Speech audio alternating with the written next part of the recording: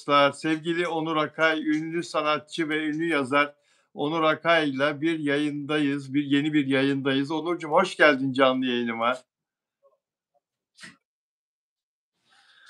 Sevgili Onur Akay'la magazin gündeminde en eksik olma canım benim. Magazin gündemindeki en çarpıcı konuları konuşacağız. Onur Akay'ın özel istihbaratları da var. Onları da konuşacağız dostlar. Onurcuğum orada mısın? Bir ara kaybolur gibi oldun.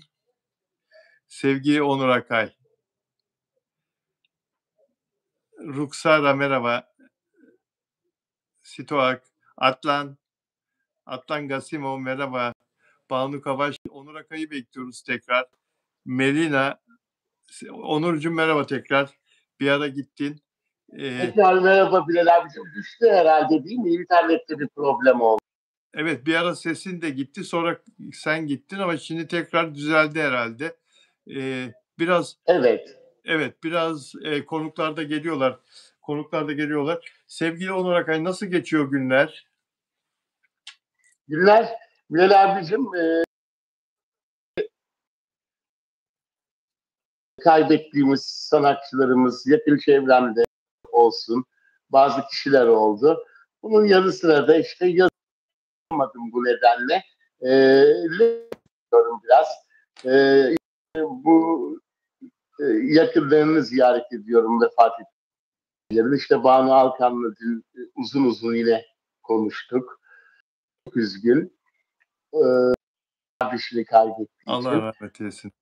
Abicim bu aralar biraz inşallah Fatih Yürek de iyileşir. Bu Güllü'nün de olayı bir sonuca bağlanır. Yani hep böyle ölüm, hastalık olayları. Muazzez Abacı yine yakında. Evet. İşte hepsine böyle bayağı bu aralar çok iyi değil yani anlayacağınız. Canım benim. İnşallah hastalar şifa bulur. Rahmetli olanlara Allah'tan rahmet diliyoruz. Hayatını kaybeden dostlarımıza. Ne yapacaksın işte hepimizin başında. Fatih Yürek demişken Fatih Yürek'le devam edelim o zaman. Fatih Yürek yoğun bakımda 25. gününü doldurdu. Sevgili gazeteci, televizyoncu arkadaşımız Müge Dağıstanlı, sen de çok seversin Müge'yi. Onun Tabii, değerlidir. Evet, onun bir haberi vardı bugün. Bayağı konuşuldu. 17 yıl küs kalıp 2022'de barıştığı ablası Selvi Ürek ve Almanya'da yaşayan diğer ablası Nurgül, Fatih Yürek'in yattığı hastane koridorlarında miras kavgasına tutuşmuşlar. Müge Dağıstanlı'nın özel haberi ve bu duruma bazı ünlüler de şahit olmuş ve çok üzülmüşler. Şahit tanık olanlar, ne yapıyorsunuz siz burada, ne yapıyorsunuz, böyle şey olur mu filan diye bas bas bağırıyorlarmış koridorlarda ve kısa sürmüş çünkü ayıplanınca kesmişler tartışmayı ama böyle bir şey olması tabii bayağı bir yadırganmış. Menajer Mert Sili şöyle bir açıklama yaptı. Bu süreçte bunlar insanı üzen şeyler, asla miras kavgası değil. Bir tartışma yaşandı iki kardeş arasında ama asla miras kavgası olmadı. Ondan sonra kısa bir tartışma oldu. Sonra tatlıya bağlandı demiş Mert Silif. Ne düşünüyorsun? Böyle bir şey olabilir mi? Yani Mert tabii ki görevini yapıyor. Üstünü örtmek onun işi zaten menajer olarak. Böyle bir şey oldu diyebilir mi? Diyemez. Tabii. Ne diyorsun? Yani Bilal abicim hadi örtmedi diyelim. Kardeş arasındaki küslük çıkan bir kavga bile olsa çok ayıp değil mi? Böyle bir rahatsız kardeşleri var. Yaşam mücadelesi veriyor yoğun bakımda. İnsan kardeşiyle bile bir araya gelince gözyaşlarını tutamaz üzüntüden. Tabii. Nasıl bir şey bu, ben anlamadım. Yani eğer ki senin gibi de bu gerçekse de Mert bunu doğrulamadıysa, söylemek istemediyse de, çünkü yani inanırım, çünkü magazin dünyasında maalesef çok gördüğümüz bir tablo değil mi? Daha ölmeden bile bu kavgalar serveti çok olan ünlü isimler içinde. Tabii. Ee, Çocukları, yani aileleri, işte İbrahim Tatlıses mesela örnek. Yani miras tabii. servetini biz yöneteceğiz dedi Ahmet Tatlıses. Ben yöneteceğim dedi. Aklı dengesi yerinde değil dedi. Vasi atansın dedi. Mahkemeye Evet. vardı. İbrahim Tatlıses kazandı. İşte Ferdi Tayfur ölmeden önce kızıyla birbirine girdi rahmet. Aynen. Yani Tabii. dediğin gibi ünlüler dünyasında maalesef böyle şeyler oluyor. Fatih Yürek'in ablaları da artık yani yapmayın ya. Adam içeride can çekişiyor. Yapmayın ya. Bu olmamış yani. Olmamış. Bu ablalarıyla Fatih Yürek'in de arası herhalde açıkmış değil mi? Ne işin var mı demiş. Öyle bir şey olmuş birbirlerine. Sonradan mı barışmışlar? Öyle bir şey duydum ben de. İddialar o yönde tabii. Yani Acaba bu dilere para kaptıran ablası mı? evet evet bu sevgili tefecilere para kaptıran Fatih Yürek'in bir evini 2008 senesiydi. Bir evini yine tefecilere kaptıran ablası Fatih Yürek çok üzülmüştü. Yıllarca görüşmedi. 15 sene görüşmedi ya. 14-15 sene görüşmedi ablasıyla. Şimdi bu iki abla hastanede karşılaşmışlar. Almanya'dan gelenle o Sevli. Almanya'dan gelen ablası demiş ki sen Fatih'i çok üzdün. Burada ne arıyorsun hastanede? Ne işin var senin burada Fatih'in yanında diye çıkışmış Nurgül olan ismi. Evet. Ama o bile yanlış Bilal abicim. Yani Yanlış. kardeş yaşam diyor. Tabii ki oraya gelecek. İsterse küs olsun. Gelmesi çok güzel bir şey bence. Yani öyle söylemek bir kardeşe söylenemez bir şey ben anlayamıyorum yani. İyileşse bunları duyacak Fatih hep bu olayları. Tekrar Hele ki hasta olur. miras olayıysa Tekrar hasta olur adam. Bunları duysa tekrar hasta olur. tabii. Hele ki miras olayıysa da menajeri açıklamadıysa yani inşallah bıraksın, bağışlasın bence servetini. Çünkü yani bu verip inşallah sağlığına kavuşur Fatih Yürek. Allah büyük. Miras tartışmalarını bence varsa eğer tabii kendi eliyle sonlandırsın. Çünkü bu bir ailenin dağılış hikayesi olacak gibi görülüyor şimdiden. Nasıl oldu Ferdi ölümünde? Aynı şeyler burada da görülecek ve birçoğunda yaşandı. Yani birçok ünlü isimde. Çok haklısın. Şu anda bir ayrıntı gözüme çarptı bize yazan mesajlardan. Andorra 71 ülkeye çıktık. Sevgili Onur Akay bizi 70 ülkeden takip ediyorlardı. YouTube'daki YouTube stüdyodaki araştırmalardan bunu biliyorum. Oradaki istatistiklerden biliyorum. 71 ülkeye çıktık. Hangi ülkeden de takip etmeye başladılar dersen Deste hola hola Andorra diye yazdı. Merhaba Andorra'dan yazıyorum dedi. Andorra Fransa ile İspanya arasında minnacık bir ülke biliyorsunuz değerli dostlar. İspanya'ya çok yakın. Adeta İspanya'dan kopmuş Fransa'nın üzerine yerleşmiş gibi küçücük minicik bir krallık Andorra. Küçücük yani ne kadar diyeyim size Kadıköy kadar en fazla büyüklüğü ülkenin. E, İspanyolca yazıyor, Fransızcayı da çok iyi biliyorlar Andorra'da yaşayanlar. Andorra'dan da bizi izleyen bir arkadaşımız oldu. Hoş geldin Andorra'dan bizi izleyen dostumuz. Bunu çevirdiğimiz zaman çeviri gelecek yayın bitince sizlere ne söylediğimizi de anlayacaksınız. Sözünü mü kestim? Affedersin Onur Akay. Hayır Bilal abicim. Sözümü kesmedin. Yani e, inşallah miras başlar yani diye düşünüyorum. Eğer doğruysa tabii böyle bir kavga. Yani Yani e, Müge Dağıstanlı iyi bir gazetecidir biliyorsun sen de. tabii, Yıllarca tabii, Posta Gazetesi'nin magazin servisini yönetti. tabii, 20 yıla yakın. İkinci sayfanın kurucusu, ikinci sayfa tabii. programının Gülşen'le birlikte ve ekran yüzü yıllarca ekranda magazinlerin en güzelini yaptılar. Ben Dolayısıyla de çok eski konuk oldum Bilal abicim. Çok iyi tanıyorum, seviyorum çok iyi. evet. Dolayısıyla o kaynak sağlam, istihbarat sağlam olmadan haber yayınlamaz ama Tabii. Mert Siliv'de diyor ki, tam okuyayım ben sana Mert Siliv'in dediğini.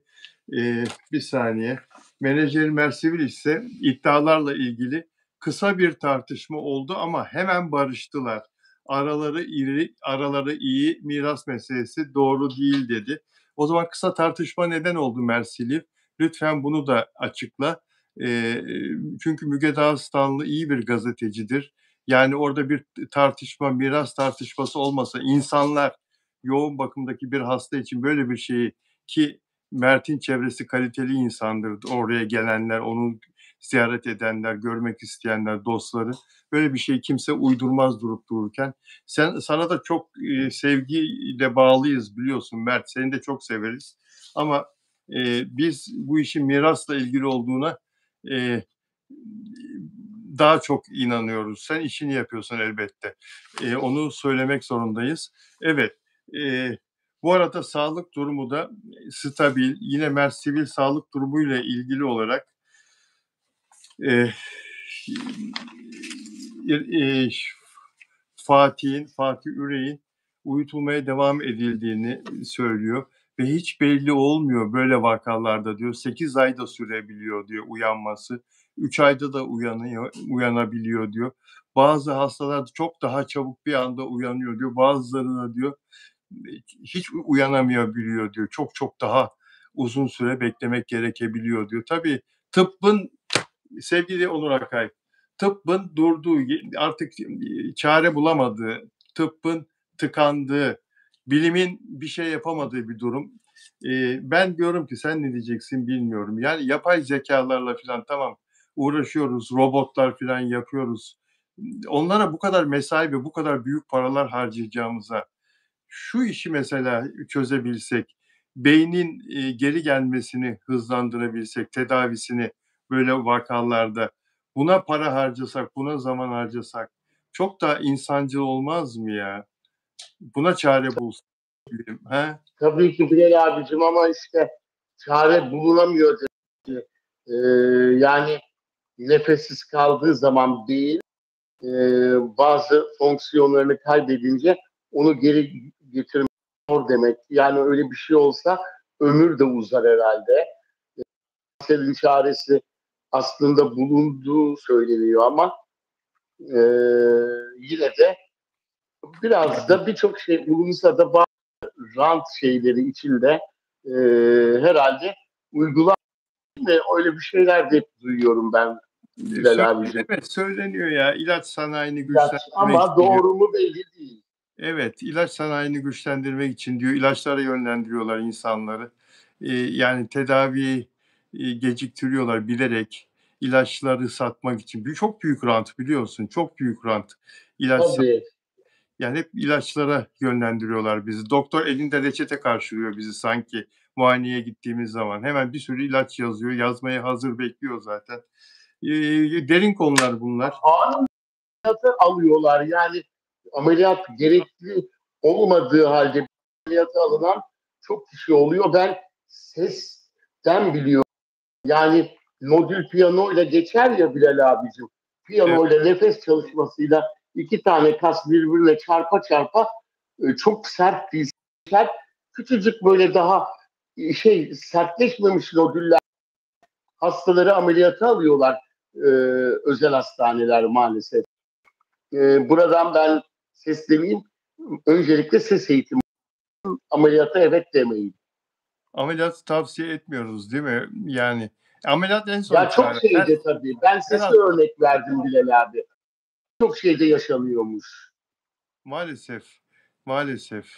Bizim de başımıza böyle çok çarpıcı bir olay geldi. Bir gün anlatırım. Bu ameliyata yönlendirmeyle ilgili Şebnem'i, eşimi kasıtlı olarak bizi kandırarak sırf para için bile isteye neredeyse iyileşemeyecek bir şekilde ameliyat edeceklerdi. Çünkü aynı doktorun daha evvel yaptığı bazı hatalar vardı. Ameliyata sürüklediği, sakat bıraktığı hastalar vardı.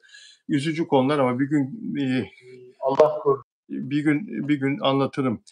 Şimdi taşacak bu deniz bizim yeni favorimiz. Türkiye'den ve yurt dışından Türk dizilerini izleyen dostlarımızın çok beğendiği bir dizi. Ne kadar çok ülkeden izleniyor. Aman Allah'ım ya. Bir sürü mesaj gelmeye başladı artık.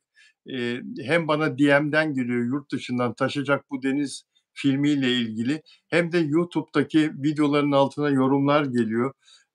İzleyenler hepsi tanıyorlar Taşacak Bu Deniz'deki oyuncuları. Demek ki çok büyük ilgi çekiyor. Bu kadar çok yurt dışına satışı olduğunu zannetmiyorum. Daha 2. 3. bölüm, 4. bölüm yayınlanıyor. YouTube'dan izliyorlar herhalde. YouTube'dan. Artık çok... Bilal abicim Türk dizilerini merak ediyorlar, duyuyorlar ve de bunu sen duyurdun. Bu diziyi bize geldi. Kendi kendini duyuruyordu ama senin de çok büyük bir katkın var. Ama çok beğendim. Beğenince bütün seyircilerim, izleyicilerim de izlesin istedim. Ve herkes çok beğendi. Ve Ava Yaman mesela 19 yaşındaki kız beni de çok stalkluyor. Fark ettim. Beni de Instagram official sayfamı Ava Yaman en çok stalklayanlar arasında. O bir yerde gözüküyor. Onu daha evvel ben anlatmıştım. Nereden bakabileceğinizi. Tabii ben de bakıyorum. Evet. Evet, Ava Yaman'ı ve Afra Saraçoğlu'nu çok sık görüyorum. Devamlı stalklayanlar.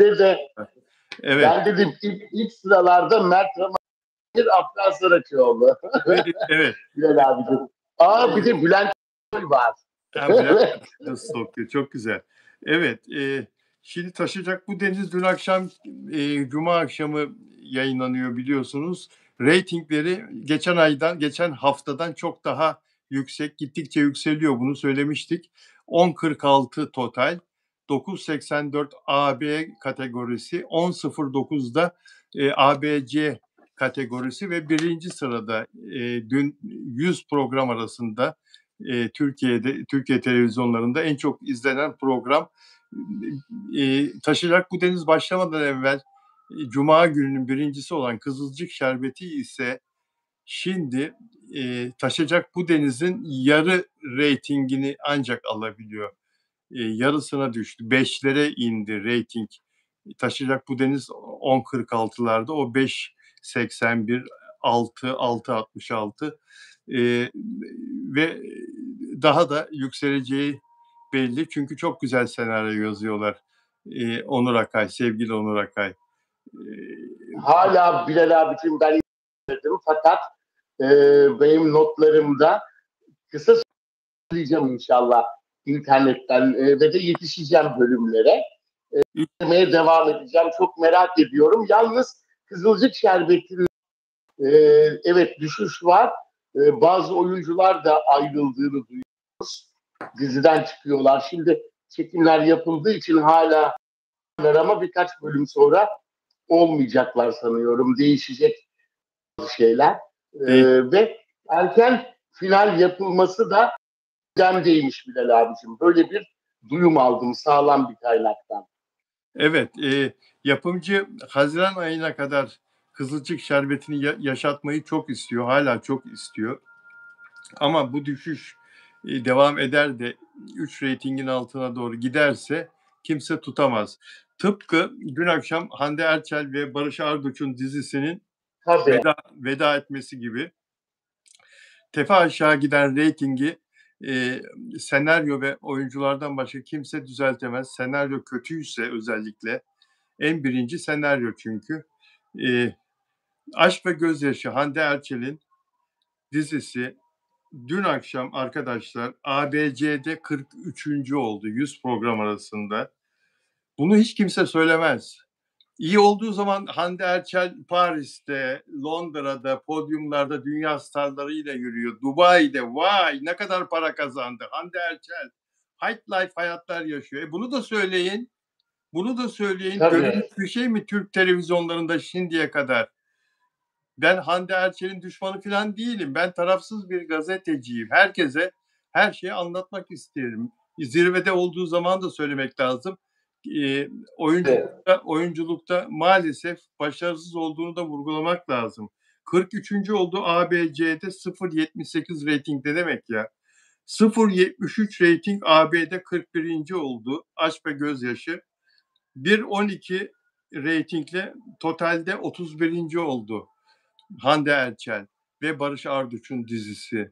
Maalesef artık ulusalda zannetmiyorum bir 3-4 sene daha dizi çekmez. Dizi çekmeyi istemez. Zaten de çekmesin Bilal abicim. Biraz ara vermesi lazım. Bu rating, en son rating ona birçok şey diyor. Yani bundan sonra senaryolara dikkat et, daha iyi oku. Ondan sonra oyunculuk eğitimine önem ver. Bu arada tabii bu onun belki reklam filmlerini etkilemeyecektir. Yine başka bir platformlarda dizi ve filmler yapacaktır. Ama televizyonda Bilal abicim ara vermesi şart. Zaten yapımcı hemen anında bir projeyle artık kapısına belli bir süre gitmez. Yani her şeyin ölçülü olması lazım. Kimsenin rüzgara kapılmaması lazım. Aklı selim davranması lazım. Bakın bu dizide 200 kişi ekmek yiyor. Onları çarpın 4'le bir kişi 4 kişiye bakıyor olsa 800 bin kişi, 800 kişi, 1000 kişi, 5 kişi olsa yani yazık şimdi işsiz kaldılar insanlar ve dizi sektörü eskisi gibi değil artık. Eskiden sevgili Onur Akay bundan 2 sene evveline kadar 3 sene evveline kadar senede 90 tane dizi çekilirdi bir sezonda. Şimdi 25-30 tane ancak 30 tane dizi çekilebiliyor. Yani bir sezonda şimdi ekonomik sıkıntılardan dolayı reklam sektörü çöktüğü için dolayısıyla insanların iş bulması da zorlaştı. O yüzden bir dizi bittiği zaman bir sürü insan boşta kalıyor. Oyuncu da dahil, set işçisi de dahil. Tabii. O yüzden çok dikkat etmek lazım. Senin de dediğin gibi senaryoyu iyi seçmek lazım. Oyunculuğa önem vermek lazım. Yani etrafındakiler çok güzel senaryo diyebilir. İşte burada eğitim ön plana çıkıyor Bilal abicim. Bunu usta oyuncular, tiyatrodan gelmiş kişiler hiçbir zaman yapmıyor.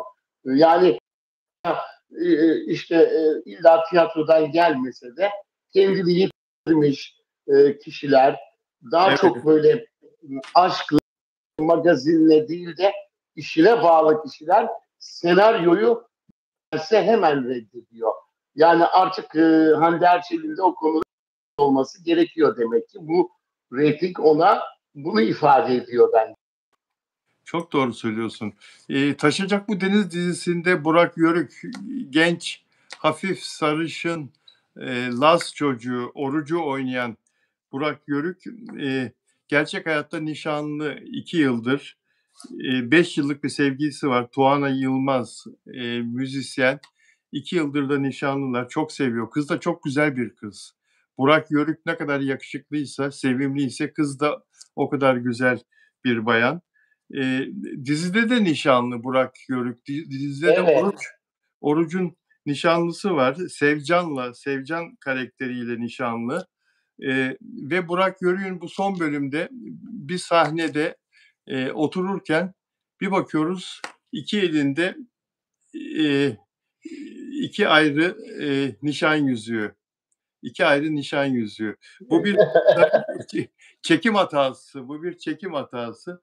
Biri gerçek hayattaki nişan yüzüğü demek ki, biri de dizideki nişan yüzüğü. Peki ama Bilal abicim solda olsa evlilik olmaz mı? Ya evlilik olur da o değişebilir ama yüzüğün şeklinden falan baktığımız zaman yani o söz yüzüğü, nişan yüzüğü erkek için kullanılan yüzükler. Yani sağa da takar, sola da takar. İnsanlar değiştirebiliyorlar taktıkları yeri.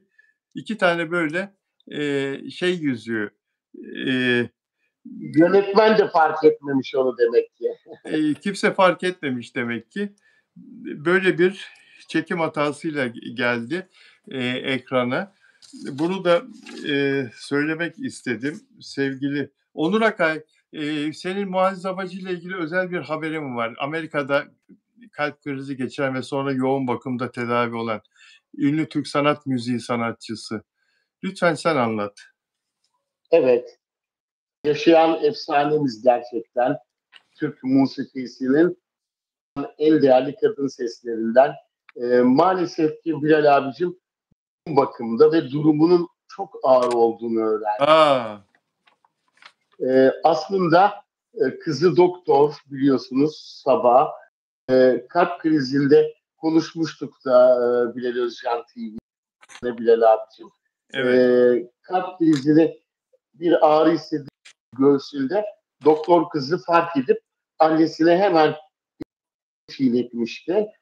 Normal bir aspirin ve hemen sağlık ekiplerine haber vererek anında müdahale için hastaneye kaldırılmıştı Muazzez Abacı.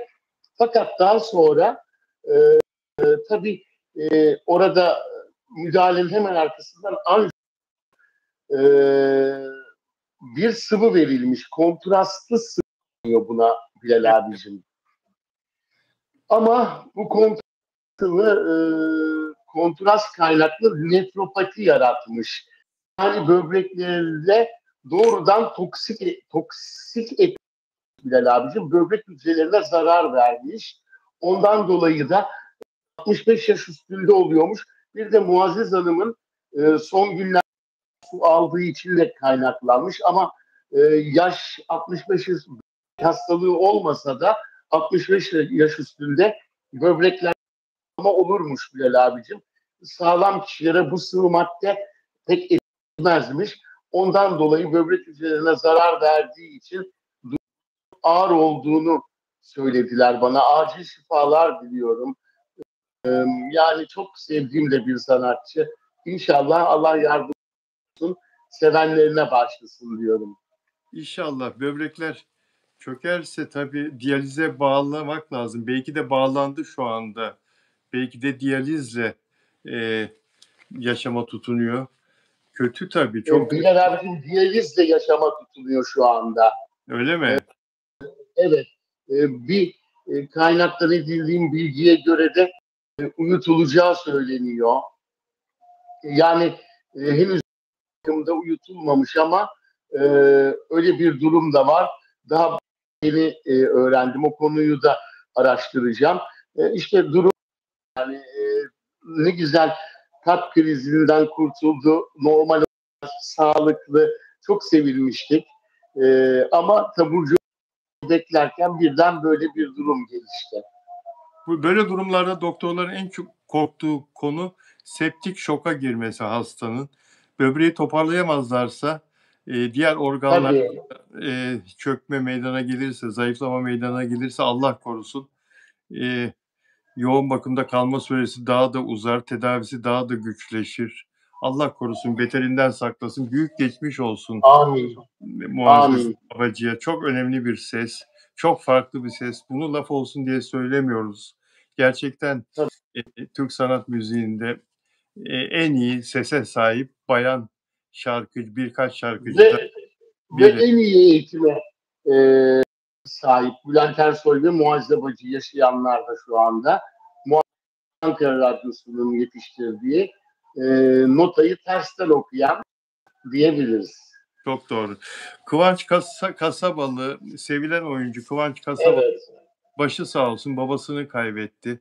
Babası uzun zamandır tedavi görüyordu hastanede ve bugün Cihangir Camii'nden cenaze töreni vardı. Cihangir Camii'nde Niyazi Bey'in eşi oyuncu Sedef Avcı yanındaydı Kıvanç'ın, Kıvanç Kasabalı'nın ve onun çok samimi arkadaşı Kıvanç Tatlıtuğ. Gördün mü Kıvanç Tatlıtuğ'un Kıvanç Kasabalı'nın çocuğuyla fotoğraflarını?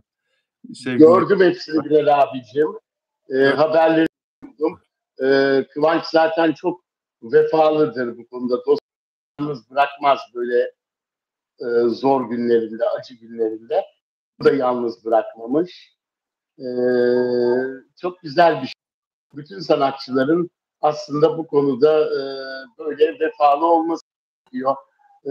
Acı gününde insan, zor gününde yani onundan destek buluyor herhalde Bilal abicim.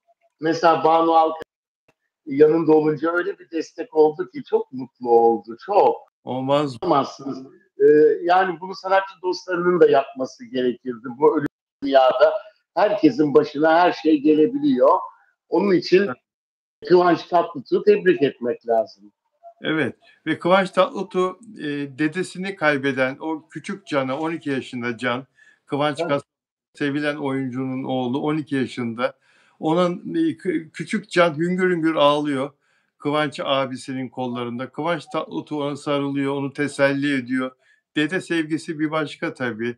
Tabii, tabii. Dedelerin yeri kolay kolay dolmaz. O minik Can, Kıvanç Tatlıtuğ ne güzel onu teselli ediyor. Bu arada Kıvanç Tatlıtuğ'u da sen çok iyi tanıyorsun. Nereden bu tanışıklığınız? Eskiden mi? Yıllar Tabii öncesi. Bilal abi. Bu yıllarında Tabii, ben de Best Model'da jürilik yaptığım dönem oldu. E, anladım. O yıllarda O yıllarda. daha birçok kişiler var Best Model'dan tanıdığım. Evet. Yani onlar bazı çalışmalar yaptılar. Başarılı oldu Best Model'ın. Son yıllarında çıkanlarda pek böyle başarı yapamadı. Ama o ilk yıllarda çok güzel başarılar yakaladı. Kenan İmirzalıoğlu, Burak Özçivit olsun.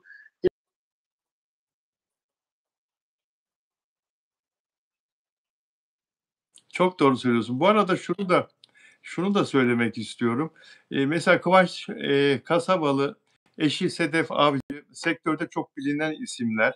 Ancak babasının cenaze törenine bir Kıvanç Tatlıtuğ katıldı. Bir de Ay Yapım'ın sahibi Kerem Çatay katıldı sektörden. Başka da hiçbir ünlü yoktu. Ne vefasızlık. Mesela dün Banu Alkan'ın evvelsi gün abisinin cenaze törenine sanat dünyasından bir tek Onur Akay katıldı. Ki yani Banu Alkan yılların sanatçısı, çok bilinen bir isim. Yani bu vefasızlık Onurcuğum böyle sür git devam ediyor ya. Ha, değil mi? Yani enteresan bir şey ya. Aynen, aynen abicim. Maalesef ki e, sanat camiasında pek fazla yok. Sadece böyle işte nasıl söyleyeyim PR diyorlar ya reklamla ilgili bir Evet. şeyler varsa Menfaati varsa, e, menfaati varsa, değil mi? insanlar geliyor. Evet. Afra Saraçoğlu'da mı PR istiyorsunuz? Afra Saraçoğlu PR mı yaptı? Afra Saraçoğlu PR hareketleri mi bunlar? O konuyu konuşacağız. Ama çok özel bir bilgi aldım bugün. Öyle mi? O biraz sonra evet. Peki Afra'ya yaş aldırmak için partneri Kenan İmirzalıoğlu'nun yaşına yaklaşsın diye mi koyu renk, koyu kestane renk saçlar boyattılar saçlarını? Afra'yı yaşlandırmaya mı çalışıyorlar? Afra bunlara niye izin veriyorsun? Sen ne güzel 27-28 yaşında olup 22 gösteren fıstık gibi bir genç kız havasındasın. Neyse konuşacağız. Ee, Konuşacağız. Hülya Avşar'ı seversin, Hülya Avşar da seni sever. Bilirim Onur Akay. Tabii. Hülya Avşar da seni sever. Hülya Avşar'ın bir cümlesi var bugün. Ben çok güzel bir gençlik yaşadım. Şimdiki gençler gençlik falan yaşamıyorlar diyor. Katılıyor musun? Katılıyorum tabii. Yani sanal dünya mı gerçek dünya mı işte. Şimdi gençler sanal dünyada yaşıyor. Hülya Avşar gerçek dünyada bir genç. 80'ler, 90'lar en güzel yıllar bence. Sosyal ortamda geçti. Belki daha küçükken sokaklarda ne bileyim gençken diskolarda, plajlarda daha bir farklı. Telefon bile yok. Yani cep telefonu bile yok. Yok. İşte düşünün nasıl yaşanıyor, nasıl buluşuyorlar, mektuplar. Yani söz Ankesörlü verince telefonlar. gideceksin. Ankesörlü telefonlar, jetonlu telefonlar. Ben Denizli'de askerlik yapıyorum. Sene 88. Şahin Büyükkaya, Allah rahmet eylesin, gazeteci arkadaşım. 40 yılda bir telefon olur ya, haftada bir gidersin, telefon açar sevdiğin. Evet. Şahin Büyükkaya'yı aradım. Ne var ne yok gazetecilik piyasasında diye izin günü. Şahin dedi ki Bilal dedi Coşkun Sabah senin oraya geliyor dedi. Askere geliyor. Denizli makinalı tüfek tümen makinalı tüfek bölüğü. Senin bölük oğlum dedi. Bilal dedi. Vallahi sana yapma ya dedim gelsin dedim. Ben burada yardımcı olurum. Hakikaten Coşkun Sabah geldi. Ne haber Bilal filan. Neyse saçlarını bayağı bir kestiler falan. Çok üzüldü. Bayağı bir stres yaptı. Sonra e, akşam eğitim bittiği zaman beni telefona götür dedi. Nizamiye'ye. Nizamiye'ye bayağı bir yürüdük. Acemi asker bilemez ya, ben yardımcı oluyorum. Gittik. Tabii. Bir torba jetonla gelmiş. Ve Hülya Avşar'la sevgili, gazetelerde falan hep hafta sonu gazetesi vardı o zaman. Hatırlarsın, magazin, haftanın sesi falan. Tabii. Hep Coşkun Sabah Hülya Avşar haberleri manşette. Sevgili Coşkun Sabah askere uğurladı. Arkasından mendil salladı filan fotoğraflar. Tam Hülya Avşar konusundayız. Evet. Ve Coşkun Sabah benim yanıma geldi. Hülya'ya telefon açmak için, cep telefonu yok o zaman dünyada. Bir torba jeton. Kuyruğa girdik. Ankasörlü telefon kuyruğuna. Sıra bize geldi. Hadi Coşkun geç dedim. Geçti. Arıyor. Cevap yok. Arıyor. Cevap yok. Hadi gidelim dedik. Bayağı bir aradık ama. Kuyruğa bir daha girdik. Askerler diyor ki hadi ya geçin diyor. Çıkın diyor artık. İşte cevap yok. Biz bir daha giriyoruz. Bir daha sıra bize geliyor. Bir daha cevap yok. Çıldırıyor. Ertesi gün yine pazar günü, bu cumartesiydi. Pazar günü bir daha gittik. Oraya telefon kuyruğuna girdik, sıraya girdik. Ondan sonra aradık, açtık, şey yaptık. Annesi Emral Hanım çıktı. Allah rahmet eylesin. Emral Avşar. Coşkun dedi ki ben Coşkun. Oğlum sen askere gitmedin mi? Ben askerden arıyorum. Hülya ile konuşacağım. Oğlum Hülya yok. Hülya yok. Hülya dışarıda. Oğlum gelince beni beklesin, ben şu saatte arayacağım. Oğlum beklemez. Hülya'nın çok işi var. Çekimleri var oğlum. Allah Allah dedi. Kapattık. Ya dedi bu kadın niye bana böyle dedi. Ben oradayken nasıl seviyordu beni dedi. Niye böyle konuştu telefonla böyle. Bu kafaya bir taktı. Ondan sonra biz ne zaman arasak annesi çıkıyor, evde yok. Ne zaman arasak bir baktık Şahin Büyükkaya ile konuşuyorum ben yine. Birkaç gün sonra çarşıya çıktığımda telefonla aradım. Ya dedim Coşkun hiç Hülya'yı bulamaz tabii dedi ya. Bulamaz tabii. Tanju Çolak'la sevgili oldu. Tanju Çolak'la çıkıyor o dedi. Yavşar dedi. Çok ilginç bir şey Bilal abi. Yani asker yolu beklememiş. Yok. Hülya Avşar çok hızlıydı. Gençliğini hakikaten dolu dolu yaşadı. Tabii. Türkiye'nin en güzel kızıydı. Zaten tescilli güzeldi. Her ne kadar tacı alınmış olsa da evlenip ayrılmış olduğu için, evlendiği için tacı geri alınmıştı. Sonra ayrıldı zaten, o adamdan boşandı. Hakikaten çok güzeldi. Biz ona tanıştığımızda 19-20 yaşındaydı. Türkiye Güzeli seçildi. Ertesi sabah evindeydim. İlk röportajı ben yapmıştım. Kraliçe diye. Ben evdeyken gazeteden, Tercüman Gazetesi'nin patronu Aykut Işıklar aradı. Evli olduğu haberi var dedi Hülya Avşar'ın dedi. Emral Avşar açtı telefonu. Patron Kemal Ilıcak çok kızdı, çıldırdı, küplere bindi. Yarışma kuralını bilmiyor mu? Evli kız neye yarışmaya dedi. Tacını aldık dedi Hülya Avşar'ın dedi. Halbuki o adam da boşanmak üzereymiş ama tabii o anda evli. Mehmet Tecirli kocası, Antakyalı bir zengin, bir Türk çiftçinin oğlu. 83 senesiydi. Boşandı filan ama taç gitti tabii. Fakat ondan sonra tacı başından alındı diye şansı bir açıldı, bir yürüdü kız. Of! Biliyorsun sen tabii. Tabii. Tabii onları biliyorum da Bilal abicim bu asker anısını ilk kez duyuyorum. Çok ilginç. Vallahi. Hem de senin yanında oluyor. Bunu hiç anlatmadınız mı magazin programlarında falan? Anlattım. Bir yerde nerede anlattım? Evet. Gülşen'le Müge'nin 2. sayfa programına konuk olmuştum. Bir dönem o zaman anlatmıştım. Bayağı bir olay olmuştu. Evet. Haberler yayınlanmıştı bayağı. Tabii. Bilal abicim ama Hülya Avşar'ın mesela sadece bu yön değil de ekonomik durum da var sanıyorum değil mi? Ekonomik durumda şimdiki gençler çok zorlanıyor. Türkiye'nin ekonomik olsun, eğitim şartları olsun, eğitimdeki çok aksaklıklar olsun. Yani her şey etkiliyor. İstedikleri belki arkadaşlarıyla bir dışarı çıkamıyorlar. Tabii. Eskiden paranın değeri vardı. Yani farklıydı. Çok ilginç. Şimdi bile gençlerden değil, çocuklar bile aileki okula giderken yeteri miktarda bir harçlık veremiyor. Belki beslenme çantasını dolduramıyor. Üniversite çağında bilmiyorum kalacak yer sorun oluyor. daha başka sorunlar yaşıyorlar. Evlenemiyorlar, yani en önde bu geliyor. Evlenemiyoruz diyen çok genç görüyorum. Evlenmeye cesaret edemiyorlar. Ekonomik durumu iyi olmadığı için yani ev kiraları falan çok yüksek. Çok yüksek. Aile Evet. de karşılayamıyor. Kolay değil. Yani bunların hepsini demiş, bunları söylemiştir. Fakat kendi de az değilmiş. Yani asker beklememiş. Afgan Saraçoğlu asker yolu bekledim mesela. Evet. Hülya Avşar çok akıllı bir insandır. Çok zekidir. Hakikaten Tabii. yani zeki olmasa zaten bak 62 yaşına geldi. Yine çok güzel, kendine çok iyi bakıyor Hülya Avşar.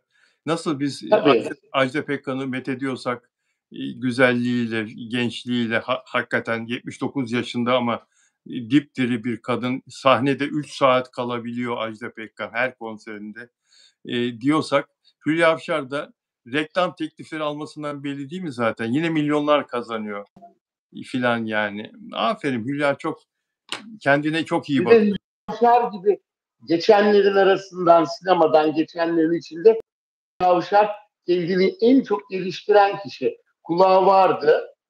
Kulağı olduğu için de sesini de Türk sanat müziği şarkıları bile söyleyemiyor yani. Müzik yani doğru. tamamen bir Türk sanat müziği solisti diyemesek de sinemadan geçenler için de ben söylüyorum Bilal abicim. Gülben Ergenlere falan bakınca söylüyorum ben bunu. En iyisi Hülya Avşar yine yani. Evet. Sesiyle, yorumuyla, enerjisiyle Hülya Avşar en iyisi. Çok doğru söylüyorsun. İrem Derici için ne diyorsun ya? Bir ayrıldılar filan denildi. Ondan sonra da ayrılmadıkları ortaya çıktı. Dayak da yemediniz. Sen özel haber yaptın abicim. Evet, hala Amsterdam'dalar. Evet, haber yaptık. Dün akşam konuştuk kendisiyle. Konuştum. Dayak yemedik Bilal abi dedi. Ben bir araba sopa yemişsiniz diye yazmıştım. Ondan sonra Hollanda. Evet. Yok dedi dayak yok abi dedi. Biraz dedi işte itiş kakış oldu dedi. Tırnakları falan kırılmış kızın. Düşünsene nasıl itiş kakış. Bayağı kıza eziyet etmişler. Ama dayak yemedik dedi.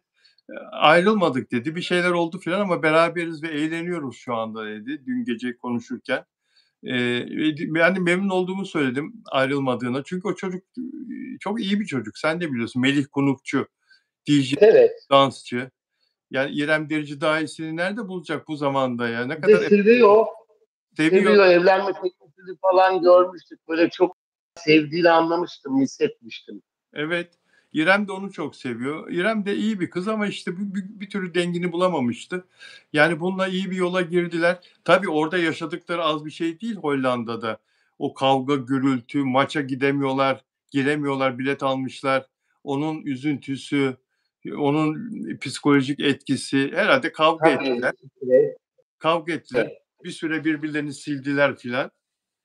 Sabah olunca da barıştılar demek ki. Herhalde. Yapıyorlar. Ara sıra PR için kullananlar da oluyor Bilal abicim. Ben onu da duyuyorum, hissediyorum. Ben. Hatta duyduğum çok ünlü isimler de olurken yapıyorlar arasında böyle sosyal medyadan engelleyince anında haberler çıktığı için bir projeye girdiklerinde falan bazı şeyler kullananlar oluyor. Doğru söylüyorsun. Şimdi İrem Derici dedi ki Bilal abi dedi ben bir Ajax maçı için geldim ama asıl buraya Lady Gaga konserine geldim dedi. Amsterdam'da Lady Gaga'nın bir gün sonra konseri var. Onu bekliyorum abi dedi. İşte 2 gün sonra demişti. Bir gün kaldı. Onu bekliyorum ve oraya dedi onun klibinde giydiği bir kıyafet var. Onu giyip gideceğim. Olay dedi. Göreceksin abi. Evet. Sana atayım mı fotoğrafı dedim. At dedim. Daha atmadı. Üzerine giyip atacak. Çok güzel. Evet. Daha atmadı. İrem tatlı kız ya. İrem değişik biraz tabii. Gibi değil. Kendine has, şahsına münhasır derler ya Bilal abi. Evet. Sesi de çok güzel. Ben sesini de çok beğeniyorum. Değil mi? Çok güzel sesi var.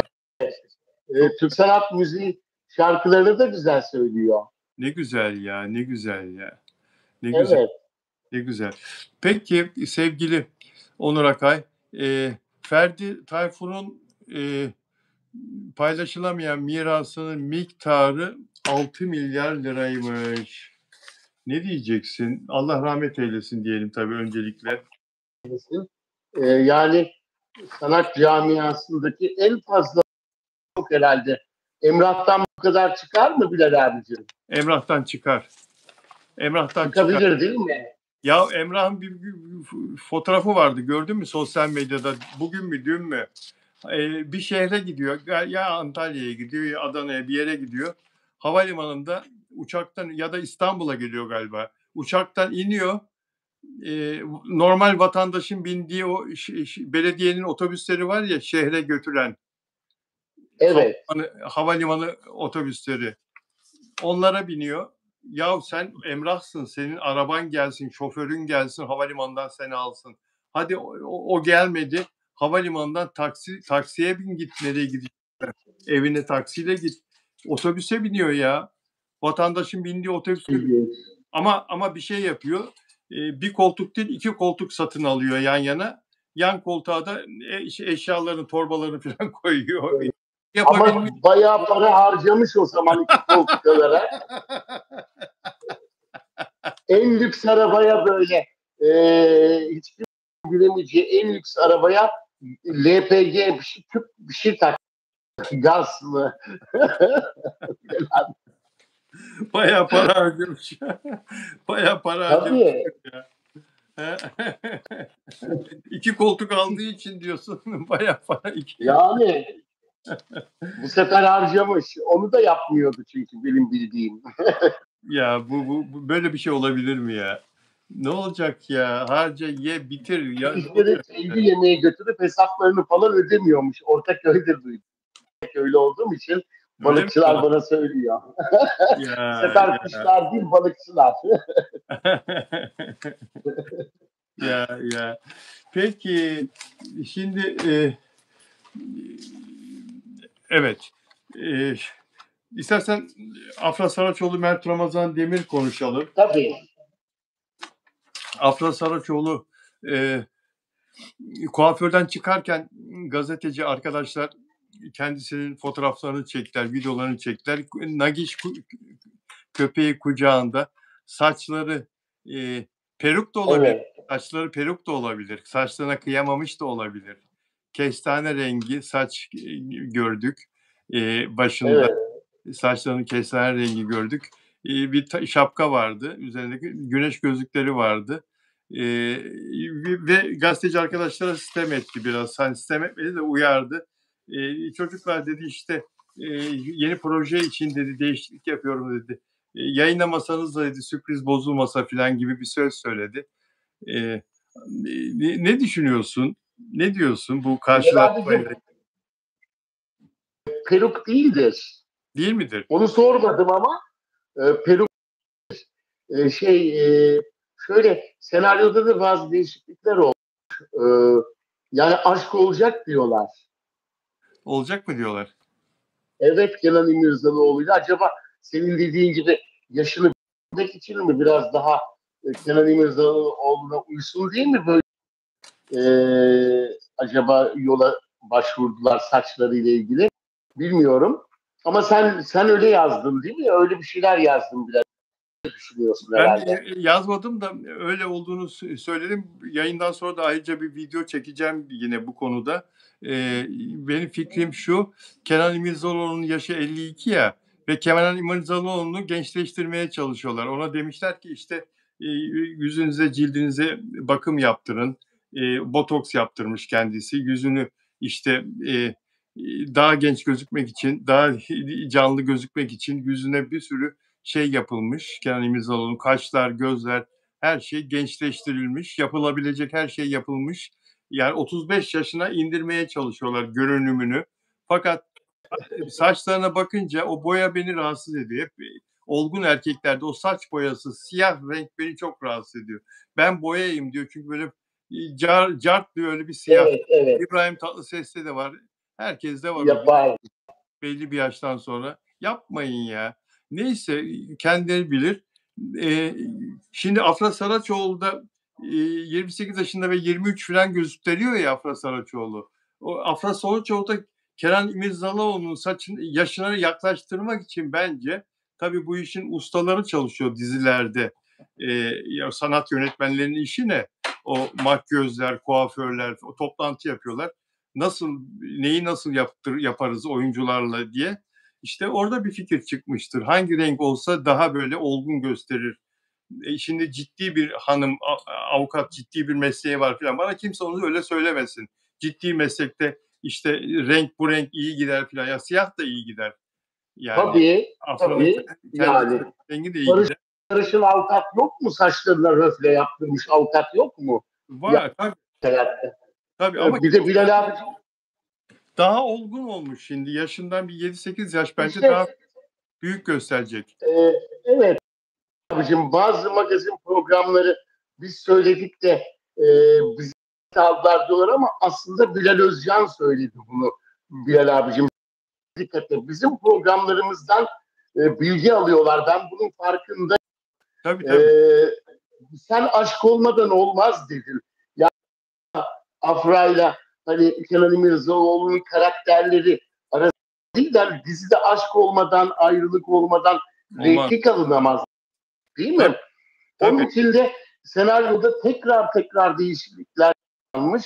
Sanıyorum hani böyle çok çift olmuştu havalimanında Afra. Evet. Ama birazcık aşk olaylarına girecekler. Öyle benim de klibimde görmüşsünüzdür. Saçlarımda röfle vardı. Da yaptırmadım da kendi renginde uçlarında var Bilal abicim. Ben de Afra ile aynı kuaförde yaptım. Etiler'de. Evet Ortaköy'den hemen. Benim de kuaförüm aynı, biliyorum kim olduğunu. Aradım. Böyle bir şey duydum. Şimdi tabii bunu söylememek de lazım. Belki kızacak ama kızmaz. Benden şarkı bile istiyorlar orada. Aramızda kalır. Ben orada hanımlara şarkı bile söylüyorum. Artık söyleyeyim, ne yapayım?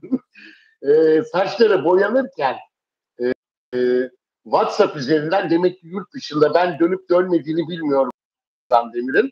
Mert Ramazan Demir'le konuşmuş Karaçoğlu. Tanık olmuşlar orada. Yani bayağı görüntülüymüş ve de çok büyük bir aşk şevkle. Vay. Evet. Vay. İşte bu da muhabirlerin bulamadığı yönü. Daha onlar çıktıktan sonra çekiyor. Ama ben içeride Bilal Özcan TV'de açıklıyorum. Çok güzel. Çok güzel. Bunu da yarın alırlar, kendileri öğrenmiş gibi. Gündüz programlarında anlatırlar. Çok güzel bir bilgi. Eline sağlık, yüreğine sağlık. Ben bir de seni de şaşırtabilecek bir şey söyleyeceğim.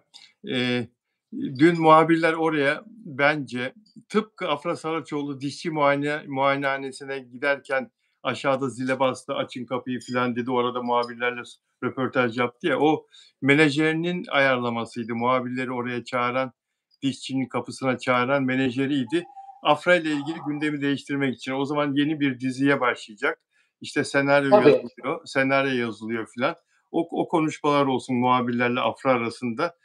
Gündem Mert Ramazan Demir'le ayrıldınız mı, ayrılmadınız mı? Mert'in işte Akyaka'daki o kızla ilişkisi filan. Onlardan kopsun Afra iyice. İş tarafı konuşulsun Afra'nın diye. O menajeri ayarlamıştı o dişçi randevusunda, gazetecileri oraya çağırıp. O zaman da konuşmuştuk. Bunu da bence... Zaten Bilal abicim, dikkat edersen Afra'ya Mert'e Afra soruları sormuyorlardı. Belki seninle canlı yayınlarımızda onların barıştığını dile getirdiğimizde başladılar sormaya. Aynen. Bugün de bence diziye başlarken Afra Saraçoğlu Cuma dedik biz ama seti bir gün sonra alındı. Yani bugün alındı. Bugün başladı Afra'nın gerçek çekimleri. Evet. Dün kendi de söylüyor zaten bu gazetecilerle bu yaptığı kısa röportajda. Buraya da gazetecileri kuaförüne çağıran yine menajeri oldu bence. Yani kesin gizliyor falan ama hani bu imaj değişikliği falan zaten çok göstermiyor. Gizlemiş her tarafını. Yani böyle bir konu diziye Afra ile artık dizi bütünleşsin. Dizi çalışması başlıyor falan. Ama çocuklar Tabii. burada hani olmaz yani beni lütfen tam söylediği laflar ne? Bir dakika. Kuaför Sürprizi kaçmasın mı? Öyle projem için bilerek saklandım ve saçımı yaptırdım. Bu sürprizin kaybolmasına izin vermeyin dedi. Ya oraya evet. çağıran zaten senin menajerin. Afra Saraçoğlu'na mikrofon uzatılan her yere gazeteciler menajeri yönlendirince ancak gidebiliyorlar. Afra Saraçoğlu gazetecilerin gittiği semtlerde zaten arabayla geçer. Arabadan inmiyor ki hiçbir zaman. Hiç öyle bir yerde Tabii. Afra Saraçoğlu'nu. Hep yani bir de bu konuda bir şey daha söyleyecektim. Sürprizin kaybolmasına izin vermeyin. Neyse hatırlayınca bu Etiler'deki kuaföre de her hafta gidiyormuş ayrıca bakım için. Her hafta gidiyormuş. Yani şimdi tamam projede saçını boyatmak için 4 saat kalmış ayrıca. Boyatmak için boyatma diyorsun sen tabii. Peruk değil diyorsun. Tabii. Boyatma için gitti ama Ben peruk sormadım onu ama bence boyattır. tamam. Yani peruk o bilmiyorum tabii olabilirdi ama peruk için kuaförde uğraşmazlar herhalde. Onu sette de yaparlar. Sette de yaparlar. Evet. Her hafta gittiği kuaförümüz, senin kuaförüne her hafta gidiyormuş o da. Dedin sen zaten Afra ile kuaförümüz aynı dedin. Bayan mı erkek mi bu kuaför? Tabii daha önce de söylemiştim. Evet. Yani erkek mi kuaför? İçeride sahibi bayan mı? Bayan kuaförü. Yok yani. Sahibi erkek. Yani sahibi değil de çalışanlar hani. Anladım. Sahibi de tabii yani erkekler çalışıyor. Çok kuafördür. Anladım. Yani başarılar diliyoruz tabii. Afra Sarıç'ın notlarıma şöyle bir bakıyorum. Erkek kuaförleri röple yapamadığı için ben sahne programlarında yapıyoruz ya Bilal abicim. Mecbur oraya gidiyorum. Yani öyle kuaförlerim burada geldi de orada da. Buradaki kuaföre de bekliyorlar Afra'yı. Gelsin Datça'ya onu oraya da götüreceğim. İyi kuaför var mı Akçay'da? Var. Çok güzel. Evet. İşini iyi yapan yeni açıldı. Evet Bilal abi. Benimle de onlar da çalıştılar. Son çalışma.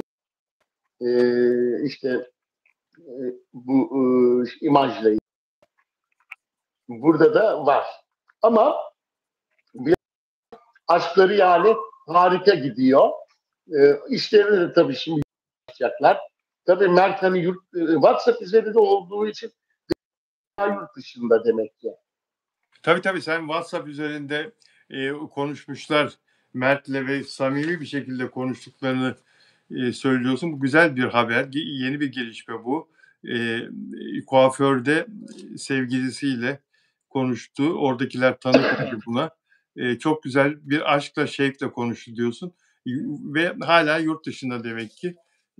Yani o da şu anda bir proje yürümediği için, bir proje olmadığı için yurt dışından gelmeyi herhalde geciktiriyor, gelmiyor. Gelmiyor, haklı çok. Başlayacak yakın zamanda onun da başlayacak. Evet. Geldiği zaman da kavuşacaklar birbirlerine.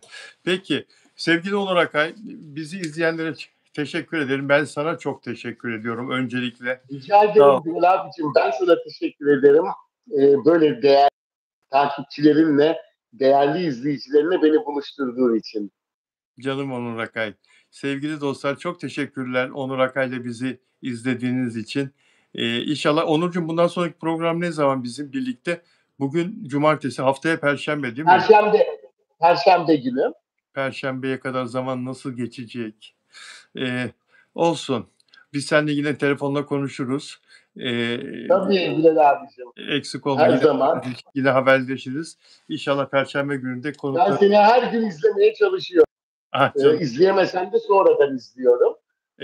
Bilal abicim. Her gün izlesin. Canlı yayınların muhteşem. Çok insan keyifle izliyor. Anlatış tarzın olsun. Güzel bilgiler, kimsenin vermediği bilgileri veriyorsun. Onun ben çok seviyorum. İyi ki varsın. İyi ki canlı yayınlar yapıyorsun. Canımsın benim. Çok severek yapıyorum. İşimi çok seviyorum. Allah hepimize sağlık versin ki işimizi yapmaya devam edelim. Tabii. Amin. Beni Türkiye'nin her yerinden, Onur Akay'la bizi Türkiye'nin her yerinden ve dünyanın 71 ülkesinden izleyen dostlar. Andorra'da katıldı bugün. 70'lik 71 olduk. Andorra Avrupa'nın en küçük ülkesi, biliyorsunuz, Fransa ile İspanya arasında. Güneybatı Fransa'da İspanya ile sınır, dağlık bir ülke Andorra ve oradan İspanyolca Hola Andorra diye, Hola Deste Andorra diye yazan bir takipçimiz katıldı bize. Ve o arada Arjantin'den yeni yeni yazan isimler de oldu ama bir konukla canlı yayın sırasında mesajları okuyup cevap vermek çok zor oluyor. Kusura bakmasınlar. Hepinize çok çok teşekkür ederiz tekrar. Sevgiyle kalın. Onurcuğum, öpüyorum seni. Ben de sevgilerimi gönderiyorum Bilal abicim. O ülkelerin de birçok programlarımızdan bahsediyorlar. Hepsine de teşekkür ediyorum. Teşekkür ediyoruz. Sağ ol. Görüşmek üzere.